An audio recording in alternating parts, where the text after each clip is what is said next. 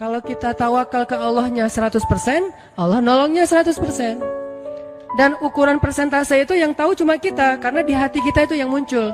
Ada satu titik keraguan, berarti kurang dari 100%. Keraguan itu memperlambat datangnya pertolongan dan keajaiban dari Allah. Makanya aku tergantung prasangka hambaku kepadaku. Kenapa ada orang di zaman dulu tuh kayak dapat karomah, keajaiban-keajaiban dalam hidupnya. Kayak nggak mungkin terjadi secara logika dan ilmiah.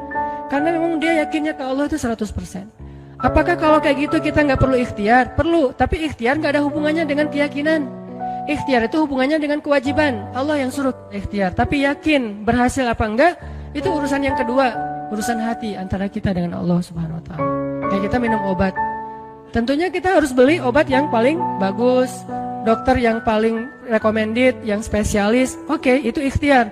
Tapi kalau sampai hati kita terlibat dengan ikhtiar itu, meyakini bahwa kalau ini pasti sembuh, kalau ini kayaknya nggak ada harapan, soalnya dokter juga nggak ahli, berarti hati kita sudah terpaut dengan makhluk dan berarti sudah berkurang yakinnya kepada Allah. Saat itu kita tidak akan melihat keajaiban.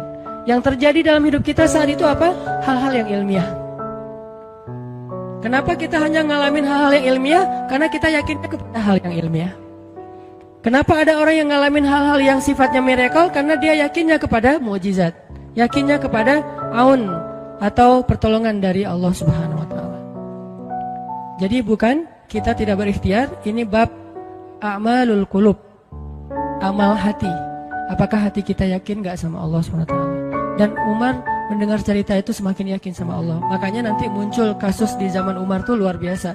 Ini presiden kalau imannya 100% ke Allah, ada masalah di negaranya tuh, dia tinggal bilang ya Allah beres tuh masalah. Jadi di Mesir waktu itu ada musim paceklik, sampai sungai Nil tuh hampir habis tuh. Sehingga air sungai Nil nggak mengalir lagi ke ladang-ladang jagung, gandumnya orang-orang Mesir. Dan orang Mesir yang dulunya menyembah anak sapi betina mulai syirik lagi nih. Mulai berpikir, kalau kayak gini mah sama aja. Setelah Islam datang kita tetap aja susah, paceklik. Mending kita doa lagi ke nenek moyang kita, dewa-dewa yang dulu. Gubernur Mesir yang namanya Amr bin As waktu itu ngirim surat kepada Umar ke Madinah. Ya Amirul Mukminin, Mesir sedang diuji oleh Allah dengan kekeringan dan masyarakatnya hampir syirik. Kami mohon bantuan dari pusat, dari Madinah untuk membantu bagaimana mengatasi kekeringan di Mesir. Begitu surat itu sampai ke Umar bin Khattab, Umar menulis balik surat dalam bentuk doa. Bismillahirrahmanirrahim. Ya Allah, turunkanlah hujan untuk masyarakat rakyat Mesir. Dikirim ini surat ke Mesir. Waktu itu ibu katanya masih Alexandria, belum Kairo. Dikirim ke Alexandria. Malam itu diambil sama Amr bin As. Pas dibaca oleh Amr bin As, Bismillahirrahmanirrahim.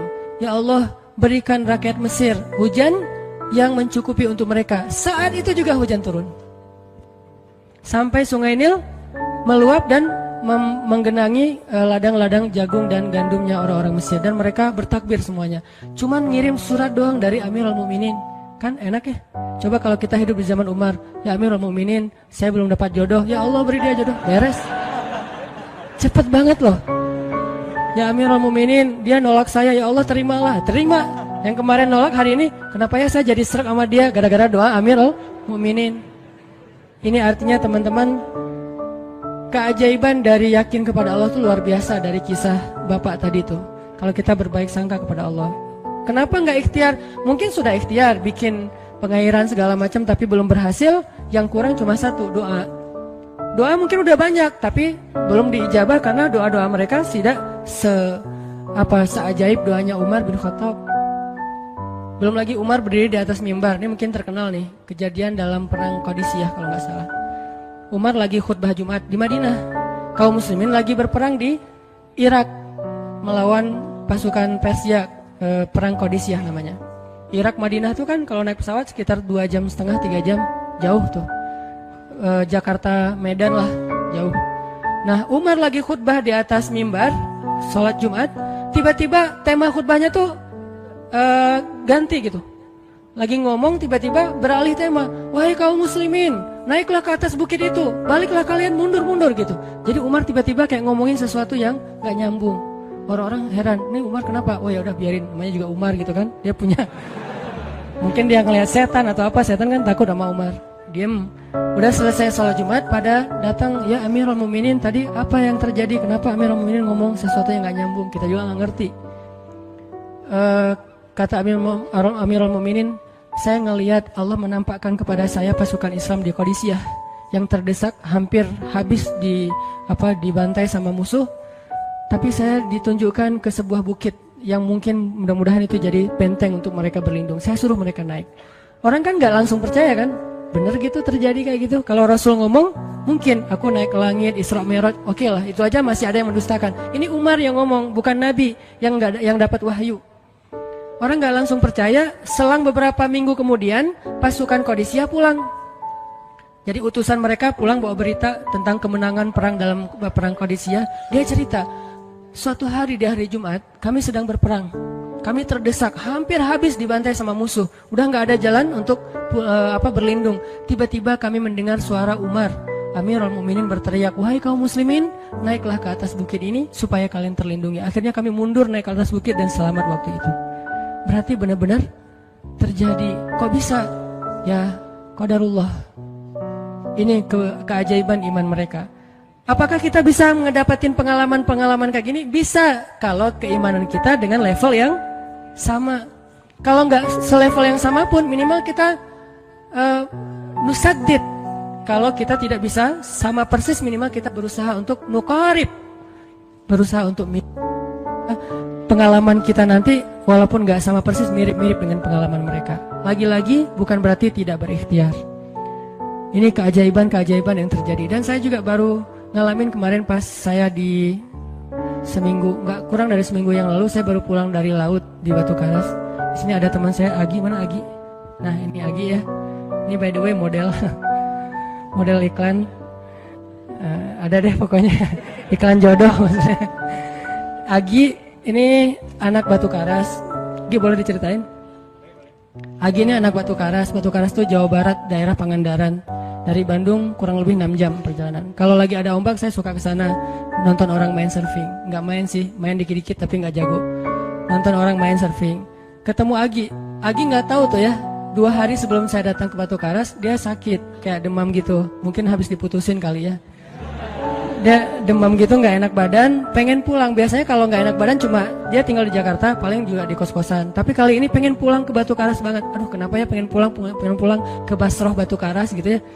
Batu Karas kayak Basroh gitu. Pengen ke Batu Karas. Pas dia pulang, hari saya lagi mau main tuh, dia diajak sama temen dia, ngojek itu berenang yuk gitu. Berenang yuk, berenang. Dia ikut, padahal lagi nggak enak badan, tapi pengen berenang. Pas lagi di pantai, saya datang ketemu loh, kayak kenal nih, hitam-hitam ektis gitu. Ternyata ketemu saya, Ustadz Hanan ya, ya kenalan. Ustadz saya tuh ketemu Ustadz kemarin di Meruya pas kajian minggu bulan yang lalu. Cuman karena jamaahnya banyak, saya nggak bisa ketemu Ustadz, nggak bisa salaman. Saya waktu itu membatin, ya Allah saya pengen banget ketemu Ustadz Hanan langsung, tapi jangan dalam suasana ta'lim yang ramai, langsung berdua. Mudah-mudahan terkabulkan. Akhirnya Agi banyak istighfar sebulan istighfar. Akhirnya terjadilah yang tadi itu, dia nggak enak badan. Saya juga tiba-tiba ujuk-ujuk, kenapa ya saya pengen ke Batu Karas, kenapa ya pengen ke Batu Karas. Ternyata di sana ada ombak. Kan ada Agi. Ketemu aja di Batu Karas. Itu cara Allah menskenariokan. Dan itu terbukti banget loh, istighfar. Bukan karena saya orang soleh. Dan kita bisa istighfarin siapa aja. Saya pengen ketemu ini, saya pengen. Dan itu ajaib. Kalau misalnya nggak ketemu pun di dunia, insya Allah ketemu dengan orang soleh itu nanti di akhir. Apa ruginya beristighfar dan berdoa? Nggak ada ruginya kan? Ya Allah, saya pengen banget ketemu dengan, misalnya sebutlah ulama yang paling kita ngefans di dunia, siapa gitu, dengan Imam Sudais, Imam Masjidil Haram. Pengen banget jabat tangan sama Imam Masjidil Haram yang imamin umat Islam seluruh dunia gitu. Tapi kan gak mungkin. Kita umroh, kita haji juga gak bisa ketemu dengan Imam Sudais. Kita berdiri paling depan ya, di dekat dengan Hajar Aswad. Begitu mau sholat diusir tuh. Begitu selesai salam langsung dipagar betis sama askar-askarnya. Susah ketemu beliau tuh, ajaib banget kalau bisa ketemu. Tapi kan gak ada salahnya beristighfar kan. Astagfirullah, astagfirullah, ya Allah, Sudais, astagfirullah, astagfirullah, Sudais, astagfirullah. Terus aja gitu. Pengen ketemu Sudais, Tiba-tiba bisa aja sudah datang ke Indonesia, ada seminar apa, mungkin bisa ketemu yang paling logisnya. Atau kalaupun nggak ketemu di dunia, tiba-tiba bangkit dari kubur di sebelah kita. Siapa? Kan kamu sering manggil saya dulu, siapa? Sudah yang mana ya? Imam Masjidil Haram, Masya Allah Syekh gitu. Dan orang soleh nanti di akhirat, dialah yang salah satu akan menyelamatkan kita dari perjalanan yang sulit. Selain syafaat Rasulullah SAW. Jadi kalau disebut nama Nabi, kita spontan ya, Sallallahu Alaihi Wasallam. Kalau perlu bahkan kayak respect banget gitu. Kalau disebut nama Nabi langsung Sallallahu Alaihi Wasallam, karena luar biasa jasa Rasulullah. Yang jelas selain Rasulullah Sallallahu Alaihi Wasallam, nanti ulama-ulama orang-orang soleh juga bisa nolongin kita di akhirat. Jadi kalau kita doa, ya Allah pengen banget ketemu si Fulan, Syekh Fulan, Ustadz Fulan, Kiai Fulan. Kalau nggak ketemu pun di dunia, pasti ketemu di akhirat. Yang jelas harapan kita nggak mungkin Allah abaikan gitu aja, nggak mungkin. Pasti Allah kabulkan. Cuman Allah kadang-kadang menggunakan cara yang lebih baik daripada yang kita pernah bayangin. Ketemu beliau di dunia paling cuma selfie. Tapi kalau ketemu di akhirat, dibawa selamat di sirat yang panjang, lebih mending mana? Ketemu nih dengan seorang ulama, orang soleh yang kita ngefans banget nih. Pokoknya saya pengen banget selfie sama beliau, ya Allah. Apalagi kalau orang soleh itu followersnya banyak, misalnya ya 1.100.000. Sedikit itu mah, banyak model yang 17 juta, 19 juta. Pengen followersnya nambah kalau selfie sama beliau. Cuma nambah followers. Tapi kalau ketemunya di akhirat, nambah apa? Nambah derajat, naik level. Kita jadi selevel dengan masuk ke level beliau, padahal kita mah malahnya nggak selevel gitu. Kenapa? Karena dibawa sama beliau. Orang soleh itu kalau mau masuk surga, teman-teman nyari teman-teman yang mencintainya di dunia. Ya Allah, mana Fulan, dia mencintai saya di dunia. Ya Allah, mana Fulan, dia mencintai saya di dunia. Allah bilang, dia masih tuh di sidang, belum beres-beres, sudah sidang ke-30 misalnya. Kan sidang di dunia aja satu kasus berpuluh-puluh kali kan. Gimana sidang akhirat, lebih berat lagi tuh. Ya Allah, tolonglah dia, selamatkan dia, karena saya mencintainya selama di dunia karena Engkau. Akhirnya orang-orang soleh pada balik lagi dari surga, balik lagi ke padang mahsyar. Demi ngapain? Demi menyelamatkan orang-orang yang mencintai mereka semasa di dunia. Datang ke padang mahsyar, cari ke bagian informasi. Tolong dong yang namanya ini gitu, panggilin. Perhatian, Hanan At-Taqi dipanggil sama Syekh siapa gitu. Saya dipanggil, datang aja. Mas, saya yang dipanggil. Benar Hanan At-Taqi? Ya, mana coba buktinya? Aduh, saya lupa bawa kartu nama. KTP misalnya. Nah, pasti tahu lah ya malaikat sama kita. Udah, masuk aja. Tuh ada yang nungguin di business lounge gitu. Jadi ada VIP lounge-nya gitu kan. Oh, saya boleh masuk VIP lounge-nya, masuk ke VIP lounge. Udah sampai di sana, udah ada makanan segala macam, mereka lagi duduk. Kayak asa kenal nih, siapa ya? Dekat Hanan ya? Ya, wah kita sering ketemu dalam doa. Wah, akhirnya pelukan. Ada apa Syekh? Yuk ikut saya ke surga, kan enak banget kan? Terus sidang saya gimana? Udah beres, diberes sama teman-teman saya di situ. Saya banyak teman di dalam gitu. Saya banyak. Beres kan? Di dunia aja bisa gitu, masa di akhirat gak bisa? Tapi dengan seizin Allah dan Allah ridho dengan kebaikan-kebaikan itu. Jadi gak ada sia-sianya juga kita. Kan dulu saya pernah cerita yang Imam Ahmad bin Hambal kan, yang pengen banget ke Basrah, dan itu ternyata terjadi juga sama Agi. Dan terjadi juga sama salah seorang driver ojek online di Bandung. Baru 2 bulan yang lalu kejadiannya. Saya lagi datang ke markasnya Pemuda Hijrah, kita sering ada kayak rapat gitu di kantor. Markas kita namanya Masjid Al-Latif di dekat Gedung Sate. Datang dari pagi rapat sampai sore. Dan saya pakai baju baju main biasa, bukan pakai baju taklim. Sebetulnya sama aja sih. Nah, waktu itu sholat zuhur di Masjid Al-Latif, saya ngimamin sama asar. Habis asar pulang, karena nggak nyetir sendiri, saya pakai online, saya order nih. Order, pakai ojek, ada yang ngambil, drivernya ngambil, datang jemput, pulang. Kemana? Ke Cimahi, pulang. Di tengah jalan dia nanya, Mas sering sholat di Masjid Al-Latif itu ya? Saya bilang, ya lumayan. Saya bilang, iya itu masjid rame banget, anak-anak muda pada numplak di situ taklim. Siapa sih itu? Ada imam muda, bagus suaranya gitu. Ntar jangan GR dulu. Muzammil, oh iya Muzammil, ya bagus loh.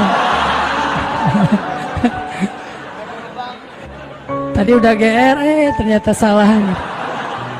Oh Muzamil, benar-benar Muzamil tuh suaranya bagus banget ya, anak ITB kan? Ya anak ITB ya. Kalau Mas di situ sering ngimamin juga? Ya sesekali sih saya bilang. Dia mulai curiga gitu. Suka ikut talim juga di sana? Ya kadang-kadang saya bilang. Kenal sama Muzamil? Ya lumayan, padahal murid sendiri kan. Lumayan saya bilang. Oh Mas kayak nggak asing nih. Mas tadi ngimamin sholat zuhur bukan? Ya saya bilang. Mulai curiga kan dia. Mas namanya siapa sih Mas? Hanan saya bilang. Hanan? Hanan yang mana nih? Ya.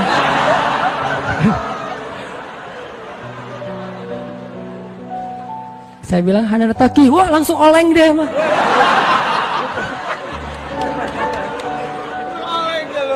Oh Mas biasa aja Mas biasa aja gitu. Ini benar Ustaz Hanan Taki, benar. Masya Allah, ya Allah, udah gitu kayak terharu gitu, heboh, semua orang pada ngelihat lampu merah lah gitu ya, pada ngelihat semuanya. Saya langsung pakai masker, gitu.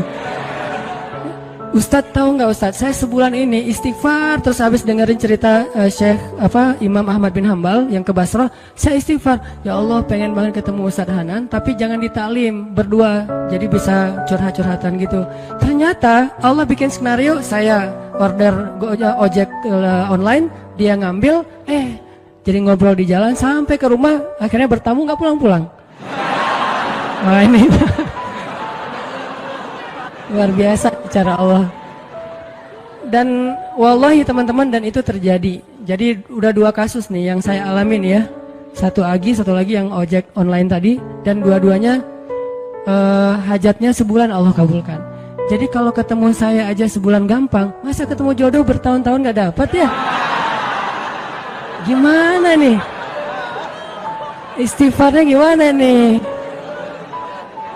Nih terutama buat cewek-cewek nih. Kalau cewek-cewek kan nggak bisa nyari, masa cewek kepo gitu kan nggak mungkin. Pura-pura follow, nge-like. Kok dia nge-like terus yang first like lah gitu? Nggak mungkin kan?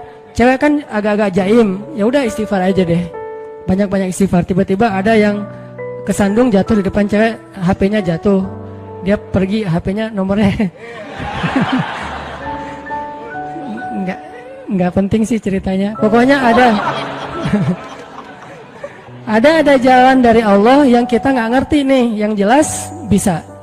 Kita tinggal yakin aja sama Allah, istighfar, Allah yang kasih jalan. Walladzina jahadu fina lanahdiyannahum subulana. Pokoknya kalau kalian bersungguh-sungguh kata Allah di jalan kami, udah kami kasih jalan-jalan keluar yang subul, jamak dari sabil, banyak banget jalan keluar di sisi Allah. Yang penting kita jahadu fillah, berusaha di jalan Allah Subhanahu wa taala.